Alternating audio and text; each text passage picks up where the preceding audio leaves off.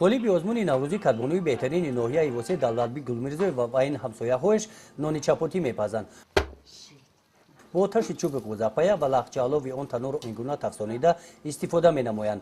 در چنین حرارت گرمی در 3 دقیقه نان چپاتی پخته تیار می‌شود. چپاتی را اول او نمک می‌ریزیم، ملیم ترک می‌خلیم، بعد رسید زغال‌های میده می‌گیریم، بعد کم ترک می‌ایستد رو می‌گیرد، بعد گرفتن بعد در رفیده تنوگ می‌کنیم، بعد آن خیلی می‌پزیم در دیگدان. نه بعد نان چپاتی را فقط در جشن‌های انانه‌های تویی، نه در روزهای بهار، در نوروزی مهمان‌ها بسیار اگر بیایند طلبگار نان چپاتی باشند البته نان چپاتی می‌پزیم. این نان چپاتی انانه ملی تاجیکی خودمونه. چپاتی نان فطیری هم فرق دارد که نان فطیری کمتر قوس‌تر و سخت‌تر می‌آید. نان تنکی باشد هم ملایم می‌آید هم تنک‌تر. با پختن نان چپاتی همسایه‌ها جدا نمی‌شوند. آنها تمام سری تنور تیزکوب تیار می‌نمایند.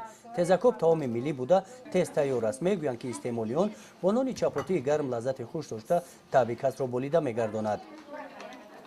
تیزکوب بهترین اوقات ملی ما که می‌خوریم مزه می‌کنیم تا بگر دیگه اوقات نمی‌خورم.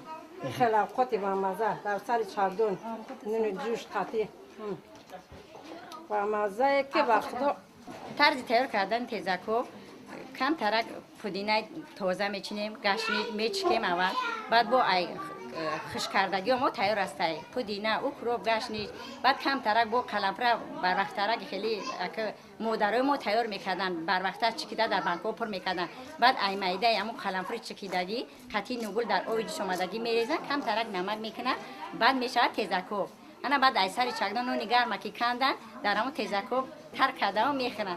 تمامی ملی تاجیکی دوست داشته مادرای ما همی به در سری دیگدان. دولتبی گلمیرزوی و یک هنر نه 40 هنر دارد. شغل دیگری او در خانه کشیدن مهره می باشد. از مهره خفابند، گردنبند و این گونه دستمانه ها می سازد.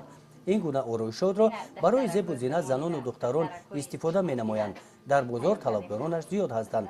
با پیشنهاد دولتبی این هنر او را زیاده 30 نفر زنان و دختران دهه جوریز از خود نموده در خانه صاحب شغل شدند.